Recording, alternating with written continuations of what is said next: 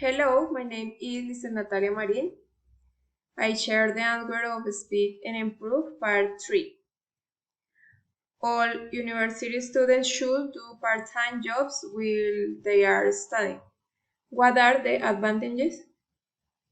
I consider that the advantages are first, you will have an additional income, gain work experience, a great opportunity to put into practice what you are studying.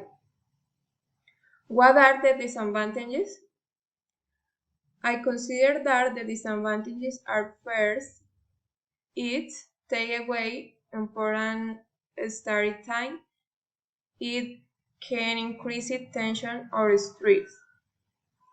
What is your own opinion? In my opinion, I think that a job is very important when you are studying, and it is better if it is part-time so that you can have a good performance and complete your studies satisfactorily. In this way, manage time correctly.